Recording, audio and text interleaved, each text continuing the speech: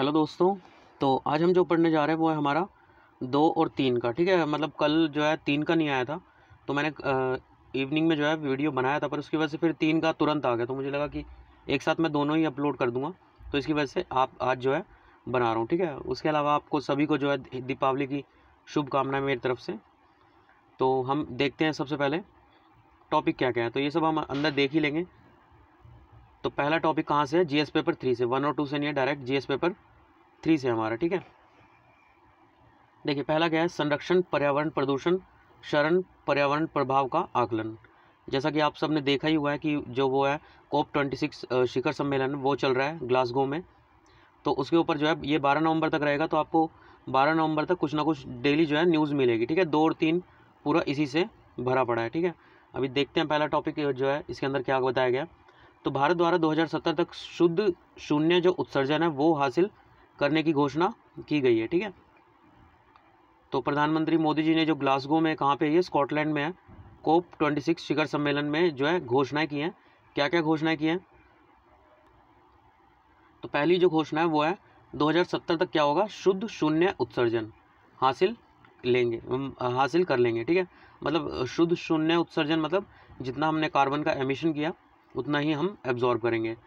उसके अलावा 2030 तक भारत क्या सुनिश्चित करेगा कि 50% जो हमारी ऊर्जा आवश्यकताएं हैं उसको हम अक्षय ऊर्जा मतलब रीन्यूएबल सोर्सेज, नवीकरणीय जो स्रोत होते हैं, जैसे जो हमारी एक तो विंड एनर्जी हो गया, सोलर एनर्जी हो गया, इन सब स्रोतों से पूरी की जाएगी 50% जो हमारी ऊर्जा आवश्यकताएं हैं। उसके अलावा थर्ड क्या कहा गया कि भारत जो है अब से लेकर 2030 तक जो कुल उसकी प्रोजेक्टेड कार्बन एमिशन है, मतलब जो कार्बन रिलीज होता है, उसमें 1 बिलियन टन की कमी करेगा। ठीक है, उसके अलावा जो भारत का जीडीपी है, सकल घरेलू उत्पाद, उसकी जो उत्सर्जन में जो तीव्रता हो रही है उसको 45% कम किया जाएगा। ठीक है, उसके अलावा देखिए जो नवीकरणीय ऊर्जा से जो एनर्जी प्रोड्यूस होगी वो 500 गीगावाट की जाएगी, जो कि पहले 450 गीगावाट थी 2030 तक। ठीक है, 50 गीगावाट की इसमें वृद्धि की गई है। ठीक है, आगे की कार्यवाही हेतु भारत के सुझाव की अगर बात करें तो इसके अंतर्गत जो जलवायु न्याय क्या होता है? जितने भी जैसे जो विकसित या विकासशील देश हैं वो जो है एक जलवायु वित्त देते हैं। ठीक है, तो वो जलवायु न्याय कहलाता है। तो इसके लिए जो है इस बार 1 ट्रिलियन राशि प्रदान की जानी चाहिए। उसके अलावा समानता का सिद्धांत और जो हमारा CBDRRC या common but differentiated responsibility and respective capabilities, इसके अंतर्गत और जो देशों की भिन्न भिन्न राष्ट्रीय परिस्थितियाँ, मतलब अलग अलग देश की अलग अलग परिस्थितियाँ हैं ना, वित्तीय देख ले या फिर जो उसकी लोकेशन है, भौगोलिक है, वो सब क्या है, अलग अलग है। ठीक है, उसका अभिज्ञान लेते हुए इनका सम्मान किया जाना चाहिए। ठीक है, उसके अलावा देखिए जो पारंपरिक समुदाय में जो प्रचलित जीवन यापन है, मतलब जो हम जीवन यापन करते हैं, मतलब आजीविका के जो अलग अलग टॉपिक्स होते हैं उनको स्कूली पाठ्यक्रम के अंतर्गत जो है इनका हिस्सा बनाया जाएगा। ठीक है, उसके अलावा जो हमारे ये 3 है, जल जीवन मिशन, स्वच्छ भारत मिशन, उज्ज्वला मिशन, ऐसे जो कार्यक्रम है इनसे जो हमने मतलब उपलब्धि हासिल की है, इसको जो है इस सीख को विश्व स्तर पर प्रचलित किया जाना चाहिए, मतलब और देशों में भी इसका जो है प्रचार किया जाए। ठीक है, उसके अलावा उत्सर्जन न्यूनीकरण, उसके साथ साथ जो जलवायु अनुकूलन है उस पर समान रूप से जो है ध्यान देना चाहिए। अब देखिए नेट जीरो लक्ष्य घोषित करने वाले राष्ट्र हैं, मतलब अलग अलग देश हैं।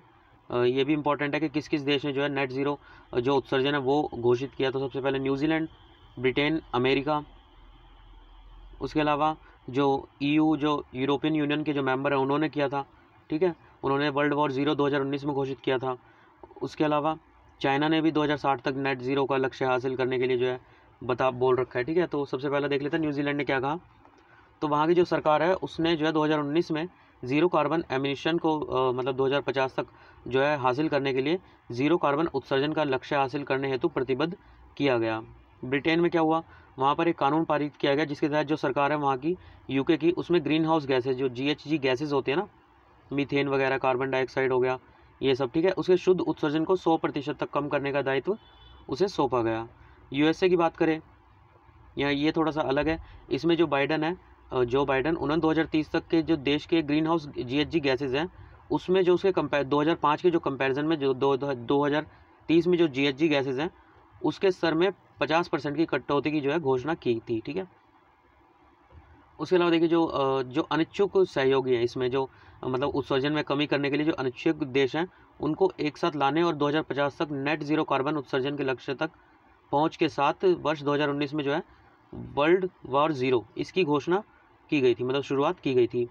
उसके अलावा जो EU मेंबर है, EU के जो 27 देश हैं, उसमें फिट फॉर 55 योजना, इसके तहत जो EU के 27 देश हैं उनको अपने उत्सर्जन में 2030 तक 1990 के उत्सर्जन स्तर, मतलब कंपैरिजन में देखा जा रहा है कितने 40 साल के कंपैरिजन में, उसमें 55% तक कटौती करने के लिए कहा गया। चाइना ने भी सेम नेट ज़ीरो जो है लक्ष्य को हासिल करने की 2060 तक घोषणा की और अपने उत्सर्जन को 2030 के स्तर तक सीमित करने की बात कही है।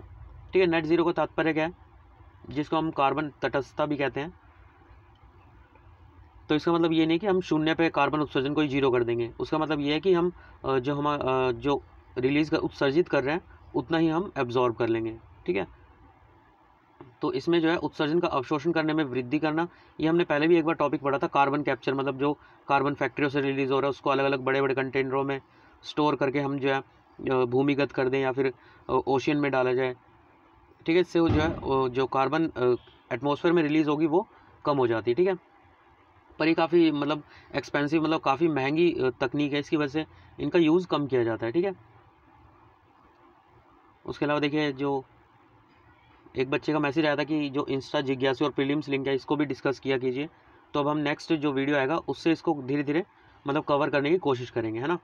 जैसे कि देखिए ब्लू कार्बन, ये क्या होता है, जो कार्बन जो हमारा ओशियन होता है उसमें स्टोर हो जाता है। ठीक है, जो मैरीन या फिर हमारा कोस्टल एरिया होता है वहाँ पे जो कार्बन स्टोर हो जाता है वो हमारा ब्लू कार्बन होता है। ठीक है, ब्लैक कार्बन क्या होता है, तो जो जैसे जो लकड़ी या कोयला आधा जल जाता है आधा रह जाता है वो हमारे ब्लैक कार्बन में आते हैं। ब्राउन कार्बन क्या होता है, जो कोई भी ऑर्गेनिक चीज़ जैसे कि जो जलने वाली चीज़ें होती है, प्लास्टिक वगैरह नहीं, जो जैसे पेड़ पौधे लकड़ी है ना, ये सब क्या होते हैं जब ये जलते हैं तो ये ब्राउन कार्बन हमें देते हैं। ठीक है, उसके अलावा देखिए ये सब हमने ऊपर देख ही लिया है। पेरिस समझौता एक बार आप गूगल कर लीजिएगा 2030 तक का कितना हमारा लक्ष्य है हासिल करने का। ये तो ऐसे टॉपिक है जो आपको अलग से कॉपी में बना लेने चाहिए क्योंकि एक बार बार आते रहेंगे। ठीक है, कार्बन सिंक, ये क्या होता है, कार्बन सिंक होता है मतलब जो ऐसी बॉडी जो मतलब कार्बन जितना उत्सर्जित कर रहे हैं ना उससे ज़्यादा वो एब्जॉर्ब कर ले। फॉर एग्जांपल जैसे कि हमारा क्या है, पौधे हो गए। ठीक है, वो कार्बन डाइऑक्साइड रिलीज एटमॉस्फेयर में कम करते हैं पर एब्जॉर्ब क्या करते हैं, वो ज़्यादा करते हैं, इसलिए वो क्या होते हैं, कार्बन सिंक हो जाते हैं। ठीक है, उसके अलावा सेकंड भी जीएस पेपर 3 से है, संरक्षण पर्यावरण प्रदूषण और शरण पर्यावरण प्रभाव का आकलन। देखिए ये टॉपिक ऐसे हैं जो मतलब अगर आप अभी प्रिपेयर कर लेंगे तो ठीक है, नहीं तो पर्यावरण के जो हमारी मंथली मैगजीन आते हैं उसमें काफ़ी बड़ी मात्रा में आपको देखने को मिलते हैं। इकोनॉमिक और पर्यावरण जो ये होता है टॉपिक होता है हमारा। ठीक है, COP26 मतलब कॉप क्या है, कॉन्फ्रेंस ऑफ पार्टी जलवायु सम्मेलन। तो ये कहाँ पे किया गया, जो अभी ऊपर देखा ही था हमने ग्लासगो में। तो यूके द्वारा 31 अक्टूबर से लेकर 12 नवंबर तक। ठीक है, मतलब इस बीच में आपको काफ़ी सारी न्यूज़ देखने को मिलेगी इसी के ऊपर। तो इसको जो है COP26 संयुक्त राष्ट्र जलवायु परिवर्तन सम्मेलन की जो है मेज़बानी की जाएगी, किसके द्वारा, यूके के द्वारा। ठीक है, इसमें जो पक्षकार का 26वां सम्मेलन है, कॉन्फ्रेंस ऑफ पार्टीज़, ठीक है, इनको आयोजित किया जा रहा है और इसे ग्लासगो के स्कॉटिश इवेंट कैंपस इसमें जो है आयोजित किया जाएगा। ठीक है, ये देखिए ये हमारा क्या है, स्कॉटलैंड, यहाँ पे हमारा ये ग्लासगो है ये। ठीक है, तो ये है क्या, कॉन्फ्रेंस ऑफ पार्टी, ये 1994 में जो UNFCCC है इसके अधीन कार्यरत है। ठीक है, ये अभी हम नीचे देखेंगे UNFCCC, इसके बारे में नीचे दिया गया टॉपिक। तो जो UNFCCC है इसकी स्थापना वायुमंडल में ग्रीन हाउस गैसेज की जो सांद्रता होती है उसको स्थिर करने के लिए इसे बनाया गया था। ठीक है, 1995 में COP सदस्यों के सम्मेलन का हर साल से आयोजन होता जा रहा है। ठीक है, मतलब कितने 25 साल से लगातार हर साल होता है। ठीक है, COP1 जो है 1995 में बर्लिन में आयोजित हुआ था, पहला जो COP था। तो इसके साथ इनकी कुछ जिम्मेदारी थी सदस्य देशों की जो COP में जो सम्मिलित है। पहली जिम्मेदारी क्या है, जलवायु परिवर्तन को कम करने के उपाय तैयार करना। ठीक है, जलवायु परिवर्तन प्रभाव के लिए इसी के ऊपर मतलब एक जो है 3 तारीख के नवंबर में काफ़ी अच्छा टॉपिक आया हुआ है कि जो कमज़ोर देश हैं उनके ऊपर इसका ज़्यादा इफेक्ट पड़ता है जबकि वो इतना कार्बन का एमिशन करते भी नहीं है। ठीक है, तो 3 जो इससे अगला जो वो है 3 नवंबर का, उसमें हम इसको पढ़ेंगे अच्छे से। जलवायु परिवर्तन को कम करने के उपाय तैयार करना, जलवायु परिवर्तन प्रभाव के अनुकूलन की तैयारी में जो है सहयोग करना। उसके अलावा जलवायु परिवर्तन संबंधी जो भी शिक्षा, प्रशिक्षण, जन जागरूकता है उसको जो है बढ़ावा देना, ये COP में जो भी सदस्य देश हैं उनके द्वारा लक्षित किया गया। ठीक है, अब उसके अलावा UNFCCC के अनुसार COP26 में 4 लक्ष्यों पर कार्य किया जाएगा जो इस साल हुआ है ग्लासगो में। तो इसमें जो है सदी के जो मध्य होगा मतलब 1950 के तक वैश्विक स्तर पर नेट जीरो उत्सर्जन को सुनिश्चित करना और 5 डिग्री के तापमान लक्ष्य को पहुंच के भीतर रखना, मतलब 5 से ऊपर नहीं जाना चाहिए, ठीक है।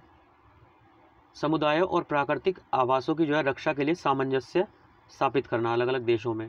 उसके अलावा वित्त जुटाना, ऊपर के दो हमारे जो ये काम है इनको पूरा करने के लिए क्या करना, 2020 मतलब जो वित्त है उसको जुटाना। विकसित देशों द्वारा 2020 तक प्रति वर्ष जलवायु वित्त में कम से कम 100 बिलियन की राशि जुटाने संबंधी अपने वादे को पूरा करना, ठीक है। उसके अलावा पेरिस जो नियम पुस्तिका उसको अंतिम रूप देना, तो इसे पूरा करने में सहायक जो विस्तृत नियम है उसकी एक सूची तैयार करने के लिए वैश्विक नेताओं द्वारा मिलकर कार्य करना। अब UNFCCC के बारे में देख लेते हैं। तो ये जो है 1992 में आयोजित किया गया था, फर्स्ट टाइम लागू कब हुआ था 1994 में, ठीक है, जो कि रियो पृथ्वी सम्मेलन शिखर सम्मेलन था उसमें इसे अपनाया गया था, ठीक है।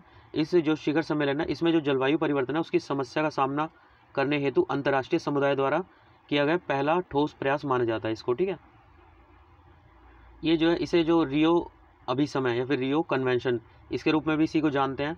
यह पृथ्वी के वातावरण में ग्रीन हाउस गैसेज जो GHG गैसेज हैं उसके संकेंद्रण को स्थिर करने के लिए कार्रवाई के लिए एक रूपरेखा निर्धारित करता है, ठीक है। इसे लागू 1994 में किया गया था। विश्व के लगभग सभी देश इस अभिसमय पर हस्ताक्षर किए हैं। यह वर्ष 2015 में जो पेरिस समझौता हुआ था उसकी मूल संधि है ये UNFCCC।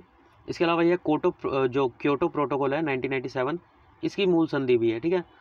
इसके अलावा देखिए आप कमेंट बॉक्स में बता दीजिए, जैसे क्योटो प्रोटोकॉल है इसको मैं एक बार गूगल पेज आपको जो है इसमें थोड़ा सा बता दिया करूँगा, ठीक है। आप बता दीजिए अगर आपको चाहिए या फिर आप खुद भी कर सकते हैं। पेरिस समझौता हो गया, क्योटो प्रोटोकॉल, जैसे ये टॉपिक आता है तो इनको मैं एक बार गूगल पेज आपको इसका विकीपीडिया दिखा दे करूँगा कब लागू हुआ ये सब, अब जो है कमेंट बॉक्स में बता सकते हैं, ठीक है।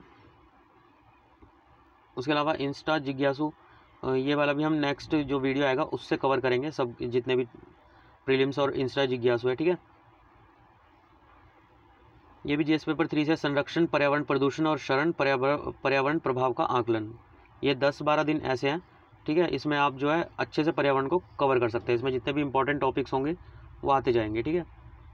हाल ही में जो है सुप्रीम कोर्ट ने, ये टॉपिक इतना इंपॉर्टेंट नहीं है, जो पटाखे उन पर प्रतिबंध लगाना संभव नहीं है, मतलब लोगों की आजीविका है, इससे आजीविका भी आती है, सरकार को भी कहीं ना कहीं टैक्स जाता है, बेनिफिट होता है। इससे पहले ऐसा निर्णय जो है कलकत्ता हाई कोर्ट ने भी दिया था 29 अक्टूबर को, सभी पर जो है जो प्रतिबंध है पटाखे जलाने पर वो लगा दिया था, पर इसे सुप्रीम कोर्ट ने रद्द कर दिया था, ठीक है। सुप्रीम कोर्ट द्वारा की गई टिप्पणियाँ क्या है, तो जो पटाखे उनके दुरुपयोग को रोकने के लिए तंत्र को मजबूत किया जाए, ठीक है। इसके लिए मतलब जैसे अब दिल्ली में अगर पटाखे बज रहे तो इसके लिए जिम्मेदार कौन होगा, वहाँ का प्रशासनिक और पुलिस अधिकारी व्यक्तिगत रूप से जो है जिम्मेदार होंगे। पटाखों में जहरीले रसायनों के प्रयोग को रोकने संबंधी उपाय किए जाने चाहिए, ठीक है। उसके अलावा अर्जुन गोपाल मामले में अदालत का फैसला, तो जो ये केस था अर्जुन गोपाल वाला, इसमें अदालत का फैसला, इसमें सुप्रीम कोर्ट ने जो 2018 में क्या किया था कि दिल्ली NCR में पटाखों को बंद कर दिया था और उसका जो देश भर में पटाखे थे उनके उपयोग को विनियमित किया था, ठीक है। तो इसके अंतर्गत जो हानिकारक तत्व होता है वो कौन सा होता है, बैरियम। तो बैरियम आधारित जो पटाखे होते हैं उस पर विशेष रूप से प्रतिबंध लगाया गया था 2018 में, ठीक है। उसके अलावा ऑनलाइन जो बिक्री थी उस पर भी पूरी तरह से रोक लगा दी गई थी, ठीक है। उसके अलावा अदालत ने यह फैसला भी दिया था कि वायु प्रदूषण पर अंकुश लगाने हेतु देश भर में जो पटाखों के निर्माण और बिक्री है उस पर प्रतिबंध लगाने की मांग करने वाली याचिका पर सुनवाई के बाद ये फैसला दिया गया था, ठीक है। उसके अलावा कुछ हालिया टिप्पणी भी सुप्रीम कोर्ट ने की है पटाखों के ऊपर, तो जिसके अंतर्गत जो पटाखे हैं उन पर प्रतिबंध लगाने पर विचार करते हुए सुप्रीम कोर्ट ने कहा कि कुछ लोगों के रोजगार की आड़ में अन्य नागरिकों के जीवन के अधिकार का उल्लंघन नहीं कर सकते हैं, ठीक है। तो जैसा आपको पता ही होगा जो वो आजीविका का अधिकार है वो हमारे अनुच्छेद जो 21 है उसके अंतर्गत आता है, ठीक है। तो इसके अलावा रोजगार, बेरोजगारी और जीवन के अधिकार के मध्य संतुलन बनाना होगा। पटाखों की अगर क्रियाविधि की बात करें तो इसके अंतर्गत जो पटाखे होते हैं उसमें एक दहन प्रतिक्रिया उत्पन्न होती है, ठीक है, जिसके लिए क्या यूज़ किया जाता है, ईंधन और ऑक्सीकार को, ऑक्सीडाइजर जिसे बोलते हैं, ठीक है। इसके बाद इसके दहन से क्या होता है, जो परिणामी विस्फोट होता है उसमें पटाखों में भरी हुई जो सामग्री होती है वो अत्यधिक गर्म अवस्था में वातावरण में बिखर जाती है, ठीक है। विस्फोटक मिश्रण में मिलाए गए जो धातु होते हैं उसके कण संदीप्त होकर प्रकाश उत्सर्जित करते हैं, मतलब आपस में टकराने के बाद वो प्रकाश उत्सर्जित करते हैं, ठीक है। संबंधित विवाद क्या है, तो अलग अलग देशों ने मतलब वायु प्रदूषण के ऊपर जैसे कि इटली ने नोट किया कि जो स्ट्रोंशियम है उसका 120 गुना स्तर बढ़ गया, मैग्नीशियम का इतना, बेरियम का 12 गुना बढ़ गया, ठीक है। अलग अलग जो ये धातु हैं इनके स्तर जो है ऑक्सीजन में, हवा में बढ़ जाते हैं, ठीक है। उसके अलावा जो दिल्ली में सीबी केंद्रीय प्रदूषण नियंत्रण बोर्ड है, CPCB, ठीक है, 2016 में इसने भी अध्ययन किया था जिसमें इन सब की इन जो जितने भी aluminium, barium, potassium, sulphur, iron, strontium, इनके स्तर में अत्यधिक वृद्धि जो है देखी गई थी। उसके अलावा चाइना और UK ने भी सेम जो है नोट किया था, तो इसकी वजह से जो है सुप्रीम कोर्ट ने इनको बैन करने के लिए कहा था उस समय पे, ठीक है। क्या ग्रीन पटाखों से कोई फ़र्क पड़ सकता है, तो ग्रीन पटाखों में क्या होता है, इन्हीं सब के मतलब उत्पादन तो होता है इन्हीं सब मटेरियल का जो धातु है पर कम मात्रा में होता है, ठीक है। 30% तक जो है इसे कम कर दिया जाता है उसके अंतर्गत। तो पहली बार ये ऑप्शन किसने दिया था, तो जो एक नागपुर में जो कंपनी है CSIR-NEERI, राष्ट्रीय पर्यावरणीय इंजीनियरिंग अनुसंधान संस्थान, ये विकल्प उनके द्वारा पेश किया गया था, ठीक है। इसमें क्या होता है, जो प्रकाश और ध्वनि की मात्रा होती है वो कम हो जाती है पटाखे की, और ऑक्सीडेंट के रूप में पोटेशियम नाइट्रेट की जो कम मात्रा है उसका यूज़ किया जाता है, जिसकी वजह से उत्सर्जित पार्टिकुलेट पदार्थों की मात्रा 30% तक कम हो जाती है, ठीक है। उसके अलावा जो ये पटाखे हैं इनको सेफ वाटर रिलीजर SWR इसके नाम जो है दिया गया। इसमें जो है पोटेशियम नाइट्रेट और सल्फर इसका यूज़ कम किया जाता है, ठीक है। लेकिन इनके निकलने वाली कई बार आवाज़ क्या होती है, वो पटाखों की ध्वनि तीव्रता के समान ही उत्पन्न होती है, मतलब दोनों की सेम हो जाती है, ठीक है। उसके अलावा इनमें एल्यूमिनियम का काफ़ी कम इस्तेमाल होता है, सुरक्षित सीमा के भीतर किया जाता है, और पोटेशियम नाइट्रेट और मतलब वही सेम जो हमने ऊपर पढ़ा उसकी मात्रा कम हो जाती है, ठीक है। समय की आवश्यकता क्या है, तो पटाखों पर प्रतिबंध लगाने का जो निर्णय लेते समय पटाखा निर्माताओं के जो आजीविका के मौलिक अधिकार है, मतलब वही अनुच्छेद 21 जो है, और देश के 1.3 बिलियन से अधिक लोगों के स्वास्थ्य के अधिकार को ध्यान में रखने की आवश्यकता है, ठीक है। उसके बाद यही इंस्टा जिज्ञासु, हरित पटाखे, ये सब हम कल से स्टार्ट करेंगे, जो 5 तारीख का हमारा 4 तारीख का जो आएगा। उसके बाद बॉटम ट्रोलिंग और संबंधित मुद्दे, GS पेपर 3 से ही है। तो संदर्भ क्या है, जो कोलंबो है श्रीलंका में, उसमें भारतीय उच्चायुक्त से उत्तरी श्रीलंका के मछुआरों को एक पाक जलडमरू मध्य में भारतीय मछुआरों की जो बॉटम ट्रोलिंग है, बॉटम ट्रोलिंग होता क्या है, मतलब बेसिकली जो मछुआरे होते हैं वो बॉटम से मतलब जो मछली जाल फेंक के मछलियों को उठाते हैं, तो उससे क्या होता है, जाल में छोटी मछलियाँ भी फंस जाती है, मतलब उनकी प्रजाति को एक तरह से कमी हो जाती है मछलियों में, ठीक है। छोटी मछलियाँ मतलब छोटे बच्चे हैं वही बड़े होंगे इन फ्यूचर, तो उनको भी वो जो है जाल में फंस जाते हैं, ठीक है। तो इसकी संबंधित चिंताओं से नई दिल्ली और तमिलनाडु दोनों को अवगत कराने और समस्या के समाधान हेतु कुछ तत्काल उपाय देखने का आश्वासन दिया है। वर्तमान की बात करें तो जो भारत है उसके द्वारा 2010 और 16 में ही बॉटम ट्रोलिंग को जो है समाप्त करने की सहमति दी जा चुकी है, लेकिन मत्स्य की यह आपत्ति अभी भी जारी है, ठीक है। बॉटम ट्रोलिंग के साथ समस्या क्या है, तो बॉटम ट्रोलिंग जो है मत्स्य की जो पारिस्थितिकी रूप से विनाशकारी पद्धति होती है, ठीक है, मतलब वही मछली छोटी मछली खत्म होती है, इससे प्रजाति खत्म होने लग जाती है। इस पद्धति में बड़े आकार के जो मत्स्य पोत होते हैं, ठीक है, ट्रोलर्स होते हैं, वो मछली पकड़ने के जालों में वजन बांधकर समुद्र की तली में फेंक देते हैं,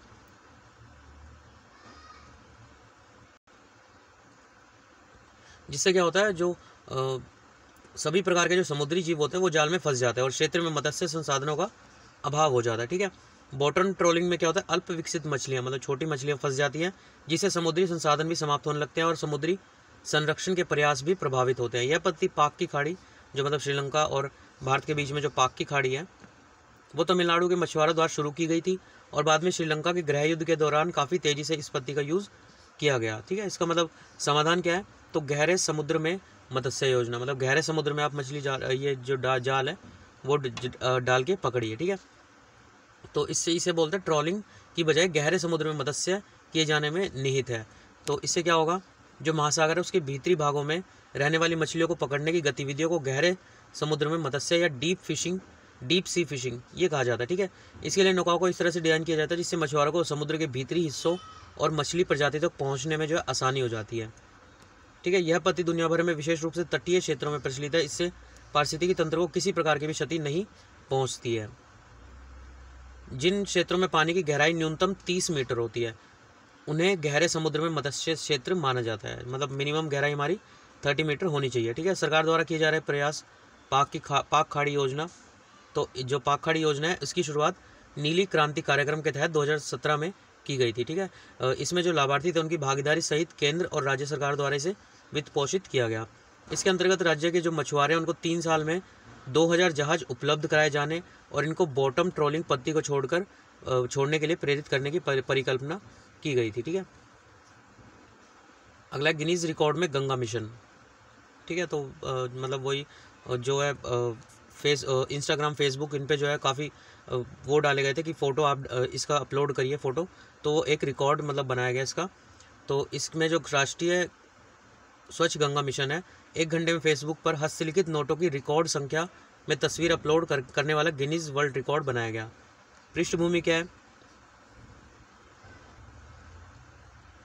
तो इसमें जो गंगा उत्सव कार्यक्रम था उसका आयोजन गंगा कायाकल्प के बारे में जागरूकता बढ़ाने के साथ साथ कार्यक्रम की पहुंच को गति प्रदान करने के लिए किया गया था, ठीक है। इसके तहत जो नमामि गंगे फेसबुक पेज था उस पर माँ गंगे विषय पर कविता या लेख पोस्ट किए गए, ठीक है। तो इसमें जो राष्ट्रीय स्वच्छ गंगा मिशन नीति दस्तावेज NMCG, ठीक है। तो इसके अंतर्गत गंगा नदी के जो किनारे जो भी जितने भी शहर हैं उनको अपना मास्टर प्लान तैयार करते समय नदी संरक्षण योजनाओं को शामिल किया जाए। नदी के प्रति संवेदनशीलता, इस योजना को व्यावहारिक होना चाहिए और इन्हें तैयार करते समय अतिक्रमण और भूमि स्वामित्व संबंधी मतलब जो वहाँ पे लोग हैं, जो आसपास लोग हैं, उनको दूसरी भूमि पे ट्रांसफ़र कर दिया जाए और वो भूमि सरकार द्वारा अधिग्रहित किया जाए, ठीक है। तो ये भूमि स्वामित्व संबंधी में जो है इसका अतिक्रमण ना किया जाए। उसके अलावा पुनर्वास किया जाए। पुनर्वास रणनीति के अलावा वैकल्पिक आजीविका विकल्प पर जोर देने वाली अतिक्रमणकारी संस्थाओं के लिए एक व्यवस्थित पुनर्वास योजना भी तैयार करना आवश्यक है। मास्टर प्लान में जो विशिष्ट तकनीक है उसको अनिवार्य नहीं किया जाना चाहिए, किंतु इसमें नदी प्रबंधन हेतु अत्याधुनिक तकनीकें, ठीक है, प्रदाता को नाम जो मतलब जिन्होंने ज़मीन दिया उनका नाम लिए बगैर उनके उपयोग को आसान बनाने हेतु उपयुक्त वातावरण तैयार किया जा सकता है। इसमें जो है प्रयोज्यता, ये कौन होते हैं, ये सिफारिशें जो वर्तमान में गंगा नदी की मुख्य धारा है उस पर बसे शहरों के लिए की जा रही है, जिसमें से 5 महत्वपूर्ण है उत्तराखंड, उत्तर प्रदेश, बिहार, झारखंड, पश्चिम बंगाल और इनके जो है 97 शहर इसके अंतर्गत सम्मिलित हैं, ठीक है। तो NMCG के बारे में देख लेते हैं। ये जो है सोसाइटी पंजीकरण अधिनियम 1860 के अंतर्गत 12 अगस्त 2011 को एक सोसाइटी के रूप में पंजीकृत किया गया था, ठीक है।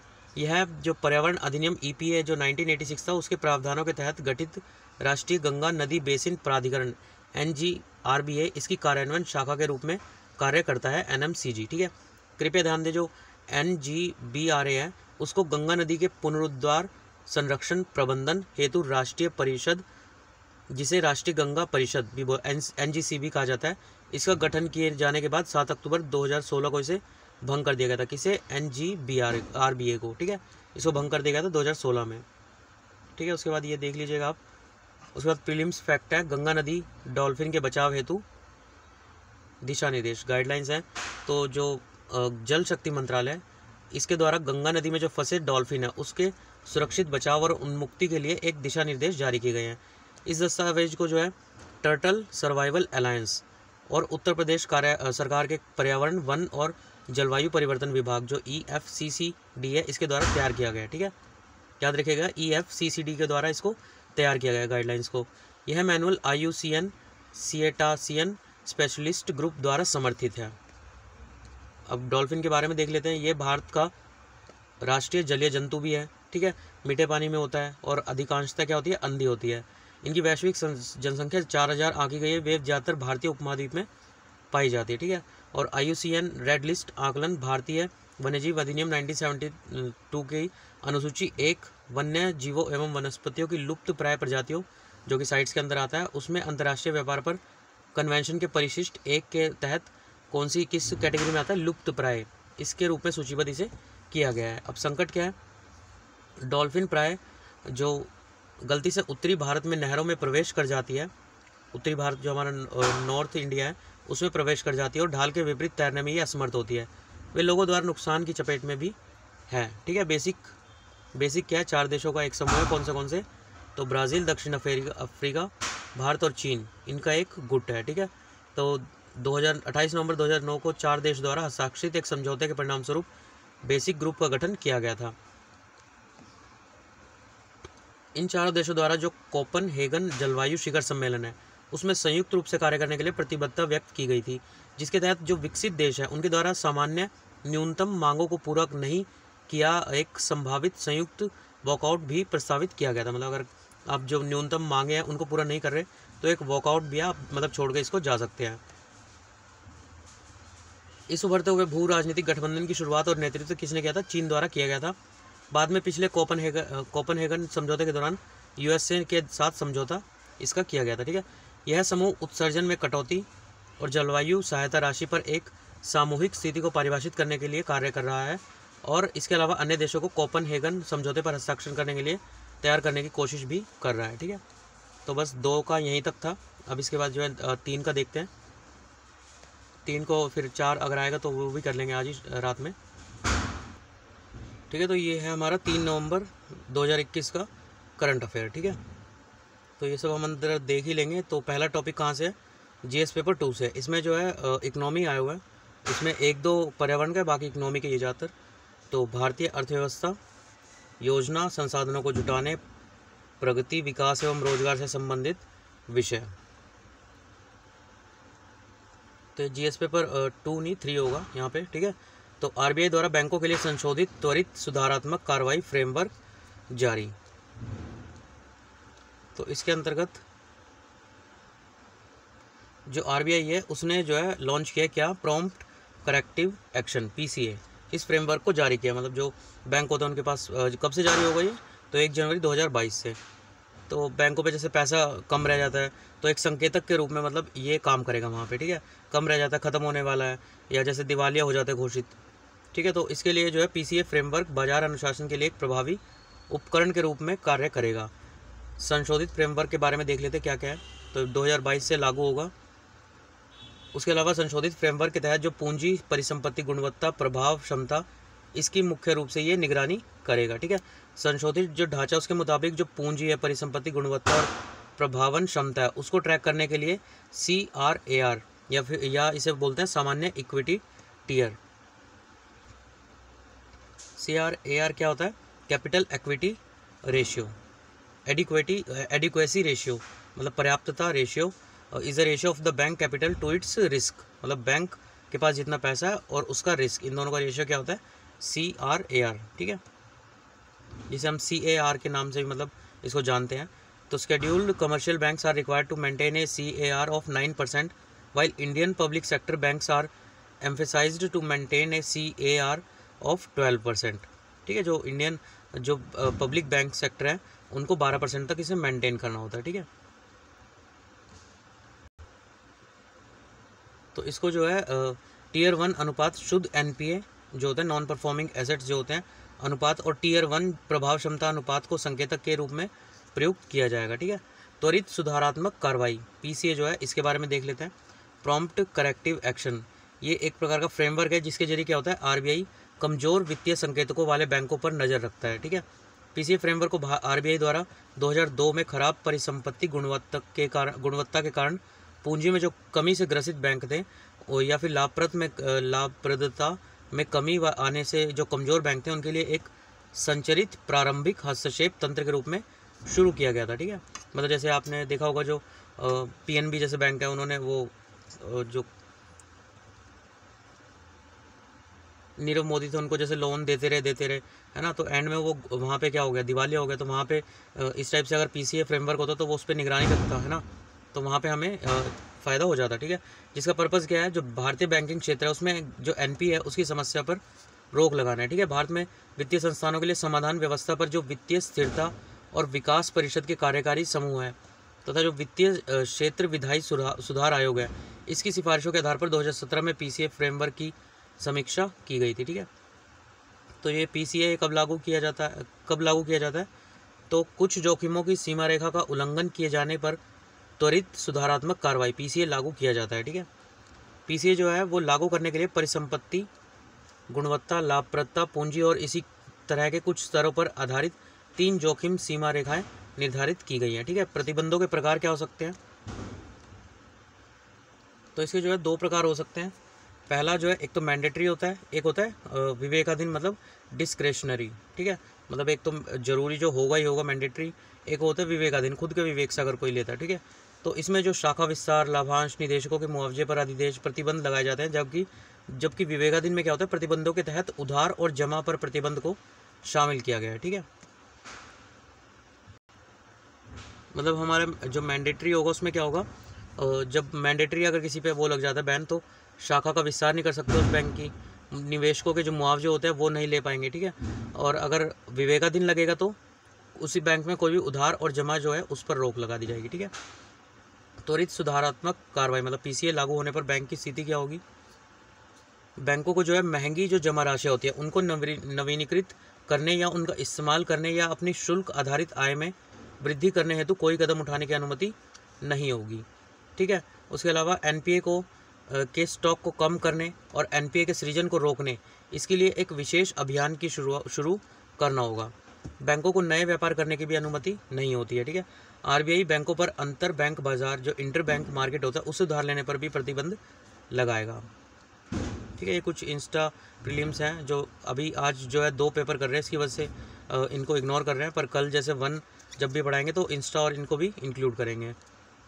अगला भी जीएस पेपर 2 से है, समावेशी 3 से, समावेशी विकास तथा इससे उत्पन्न विषय, अस्थि पुनर्संरचना कंपनियों पर आरबीआई समिति, जो एआरसी एसेट रिकंस्ट्रक्शन कंपनीज, इनके कामकाज को सुव्यवस्थित करने के लिए आरबीआई द्वारा गठित एक समिति ने कई सुझाव प्रस्तुत किए। इसमें क्या क्या सुझाव थे, तो पृष्ठभूमि देख लेते हैं। तो जो आरबीआई है उसने जो है जो एआरसी है इसके कामकाज की व्यापक समीक्षा करने और बढ़ती आवश्यकताओं को पूरा करने के लिए वित्तीय क्षेत्र को सक्षम बनाने हेतु उपयुक्त उपायों की सिफारिश करने के लिए सुदर्शन सेन की अध्यक्षता में एक समिति का गठन किया था।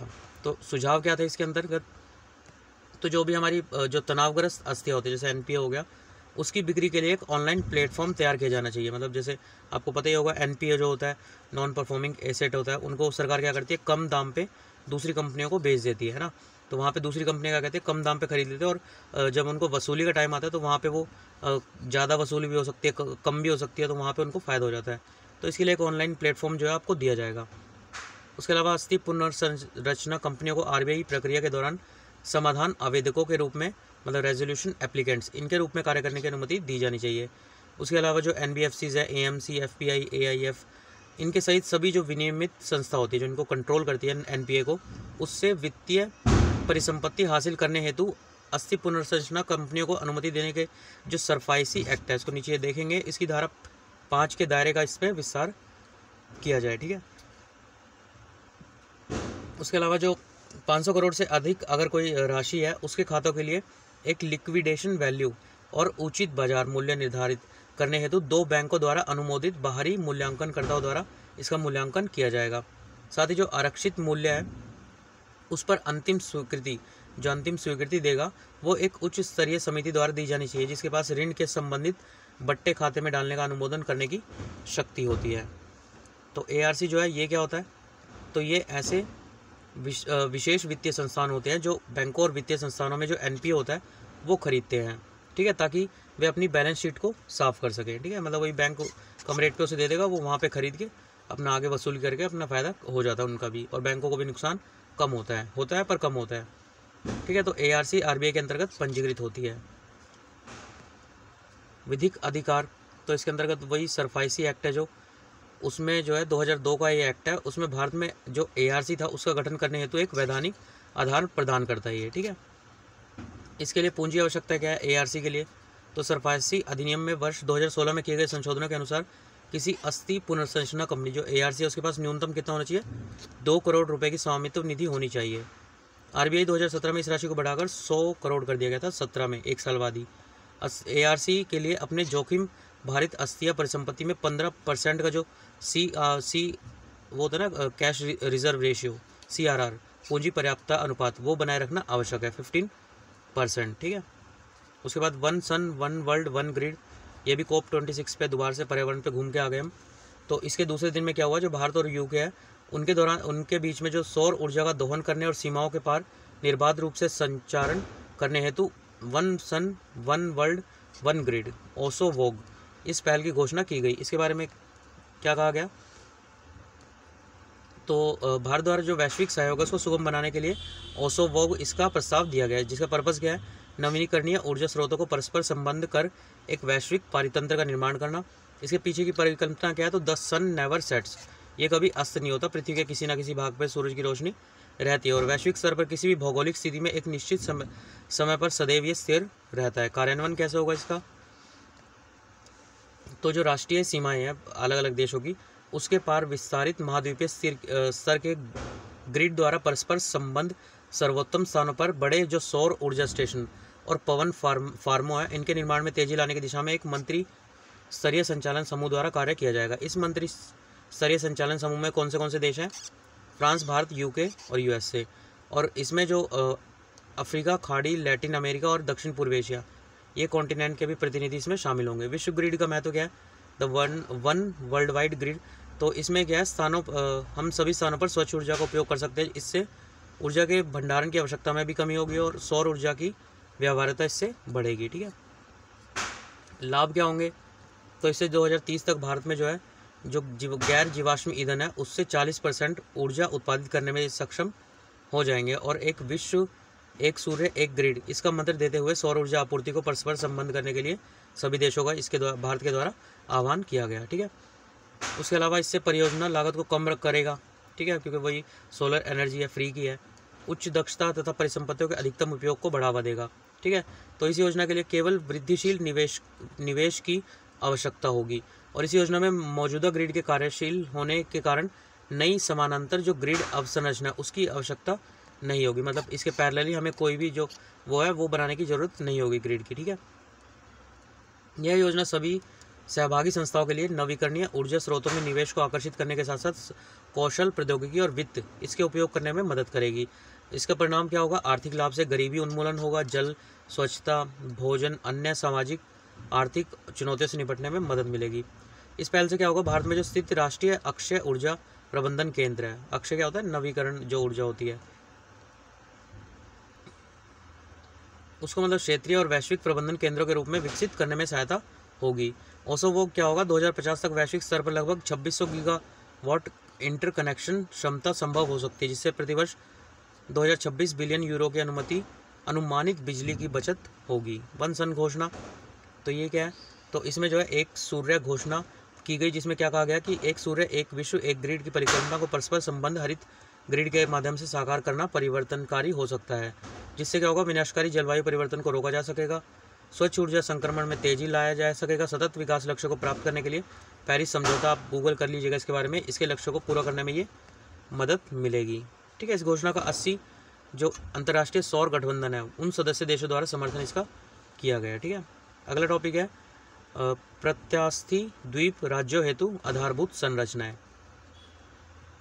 तो भारत ने जलवायु परिवर्तन के प्रति संवेदनशील छोटे द्वीप राष्ट्रों के बुनियादी ढांचे के विकास के लिए जो infrastructure for resilience island state IRIS इसका आरंभ किया है। ठीक है, इसमें इस नई पहल में जो भारत, ब्रिटेन और ऑस्ट्रेलिया इनके बीच सहयोग का परिणाम है और इससे क्या होगा, फिजी, जमैका और मॉरिशस ऐसे जो छोटे छोटे जो द्वीप हैं उनकी भागीदारी होगी। मतलब इसमें बेसिकली बताया गया कि ये छोटे छोटे जैसे द्वीप हैं जो जलवायु परिवर्तन का सबसे ज़्यादा असर है वो किस पे होता है, इन्हीं पे होता है, क्योंकि पानी में पहले ही डूबे होते हैं। इनका एरिया जो है 4-5 मीटर के आसपास तक इनके जो रहने वाले इंसान होते हैं वो यहाँ पे आ जाते हैं, 400-500 मीटर तक, जिसकी वजह से जैसे अगर पानी का लेवल बढ़ रहा है, कोई भी तूफान आ रहा है, तो वो सबसे पहले इन्हीं पे अटैक करता है।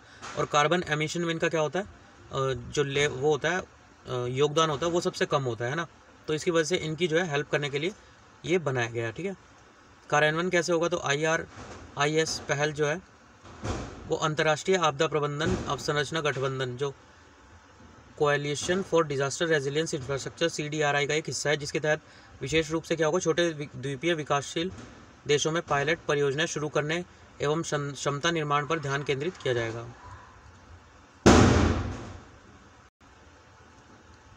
आवश्यकता क्या है इसकी, तो पिछले कुछ दशकों में क्या साबित हुआ है कि जलवायु परिवर्तन के प्रकोप से कोई भी अछूतन नहीं रहा है, चाहे वे विकसित देश हों या प्राकृतिक संसाधनों से समृद्ध देश, या सबके लिए एक बड़ा खतरा है। ठीक है, लेकिन छोटे जो स्मॉल आइसलैंड डेवलपिंग स्टेट है, सीड्स हैं, उनके लिए जलवायु परिवर्तन से सबसे ज़्यादा खतरा होता है। ठीक है, सीड्स में उनकी पूरी आबादी का 1/3 हिस्सा 1/3 क्या होता है, समुद्र तल से 5 मीटर से नीचे की ज़मीन पर निवास करता है।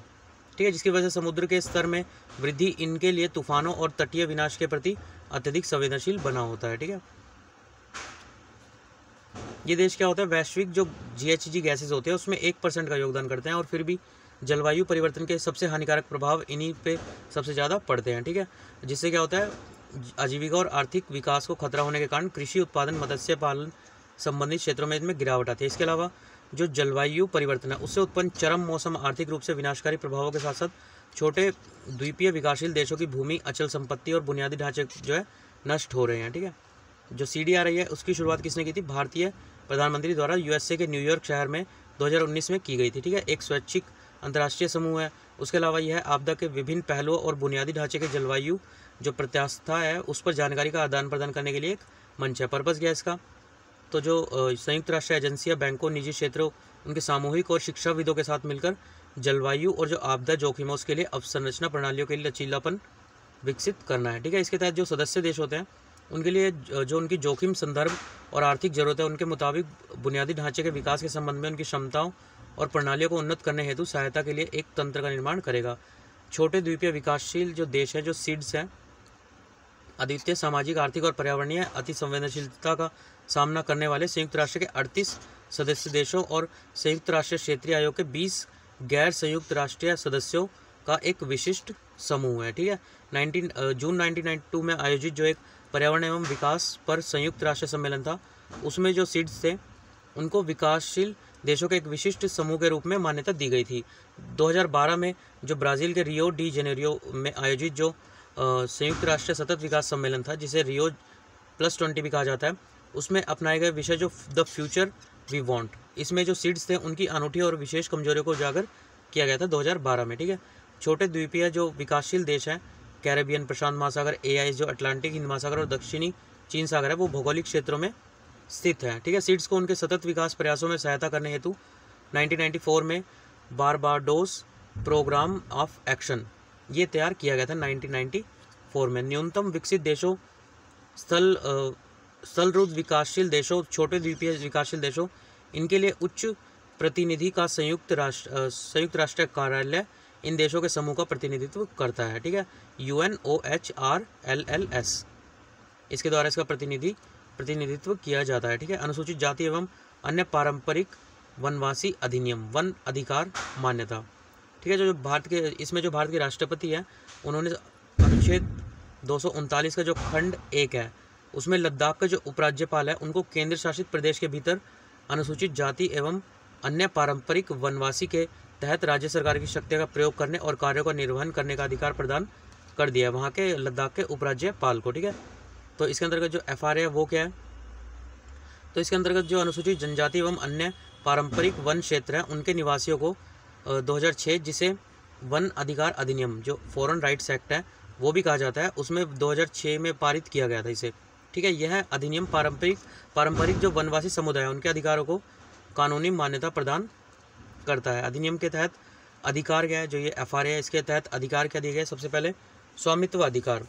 ठीक है, तो इसमें क्या है, जो 13 दिसंबर 2005 है उस तक की कृषि की जाने वाली जो भूमि है वो 4 हेक्टेयर से अधिक नहीं होनी चाहिए, 4 हेक्टेयर से कम होनी चाहिए स्वामित्व के लिए। ठीक है, उक्त तारीख तक वास्तव में कृषि करने वाले संबंधित परिवार को स्वामित्व अधिकार प्रदान किए जाएंगे, अर्थात कोई अन्य नई भूमि प्रदान नहीं की जाएगी, जो 2005 से पहले जिस पर वो खेती कर रहे थे वो ही दी जाएगी। ठीक है, अधिकारों का यूज़ क्या है, तो वनवासियों एवं आदिवासियों के लिए लघु वन उपज, चारागाह क्षेत्र, पशुचारक मार्ग संबंधी अधिकार उपलब्ध होंगे। ठीक है, राहत और विकास अधिकार, इसके अंतर्गत जो वनवासी और आदिवासी है उनके लिए अवैध निकासी या बलपूर्वक विस्थापन के मामले में पुनर्वास का अधिकार एवं वन संरक्षण हेतु प्रतिबंधों के अधीन बुनियादी सुविधाओं का अधिकार प्राप्त होगा। वन प्रबंधन अधिकार क्या है, जंगलों और वन्यजीवों की रक्षा करने संबंधी अधिकार इसमें दिए जाएंगे। अब इसकी पात्रता कौन होंगे, तो जो FRA है उसकी धारा 2C के अनुसार जो वनवासी अनुसूचित जनजाति है उसके रूप में जो है अहर्ता मतलब योग्यता प्राप्त करने और FRA के तहत अधिकारों की मान्यता हेतु पात्रता होने के लिए आवेदक द्वारा 3 शर्तें पूरी होनी चाहिए। कौन सी? सबसे पहले अधिकारों को दावा किए जाने वाले क्षेत्र में अनुसूचित जनजाति का सदस्य होना चाहिए। ठीक है, और 2005 से पहले मूल रूप से वन अथवा वन भूमि का निवासी होना चाहिए, 13/12/2005 से पहले। आजीविका हेतु वास्तविक रूप से वन अथवा वन भूमि पर वो निर्भर होना चाहिए, मतलब ये नहीं कहीं और से भी वो जो है कमाई कर रहा हो। उसके अलावा जो अदर ट्रेडिशनल फॉरेस्ट ड्वेलर है OTFD है, उसके रूप में जो योग्यता और FRA के तहत अधिकारों की मान्यता हेतु प्राप्त होने के लिए 2 शर्तें होनी चाहिए। कौन सी? 2005 से पूर्व कम से कम 3 पीढ़ियाँ मतलब 75 साल तक मूल रूप से वन या वन भूमि में निवास करता हो, कहीं बाहर से आकर नहा रह रहा हो, आजीविका हेतु वास्तविक रूप से वन अथवा वन भूमि पर वो निर्भर हो। ठीक है, इनको मान्यता देने संबंधी प्रक्रिया क्या है? तो प्रक्रिया के आरंभ में ग्राम सभा द्वारा एक प्रस्ताव पारित किया जाएगा, जो वहाँ की ग्राम सभा होगी, जिसमें सिफारिश की जाएगी किसी व्यक्ति को किस संसाधन पर अधिकार को मान्यता दी जानी चाहिए। ठीक है, वहाँ के मतलब लोकल जो होंगे उन्हें ज़्यादा पता होगा इसके बारे में, तो वो वहाँ पे मान्यता देंगे। इसके बाद प्रस्ताव का उपमंडल के स्तर पर और फिर जिला स्तर पर फिर अनुवीक्षण और फिर अनुमोदन किया जाएगा। ठीक है, तो अनुवीक्षण जो समिति जो अनुवीक्षण करेगी उसमें 3 सरकारी अधिकारी होंगे, वन, राजस्व और आदिवासी कल्याण विभाग। ठीक है, और संबंधित स्तर पर स्थानीय निकाय के 3 निर्वाचित सदस्य होंगे। ये समितियाँ अपील पर सुनवाई भी करती होगी। ठीक है, उसके बाद देखिए प्रीलिम्स फैक्ट है, जम्मू कश्मीर में आतंकवाद रोधी एजेंसी का गठन किया गया। ठीक है, जिसका क्या है? State investigation agency. ठीक है, तो ये SIA जो है वो NIA और अन्य केंद्रीय एजेंसियों के साथ समन्वय करने हेतु एक नोडल एजेंसी होगी, जो कि CID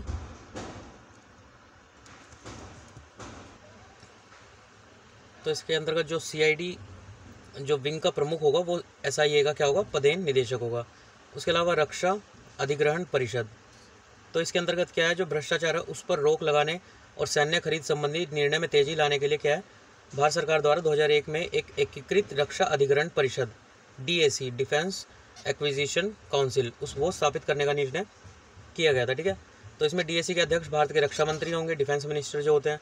पर्पज़ क्या है DAC का उद्देश्य क्या है? आवंटित बजटीय संसाधनों का इष्टतम मतलब मैक्सिमम उपयोग करके सशस्त्र बलों की स्वीकृत आवश्यकताओं की मांग की गई क्षमताओं और निर्धारित समय सीमा के अनुसार शीघ्र खरीद सुनिश्चित करना। कार्य क्या है?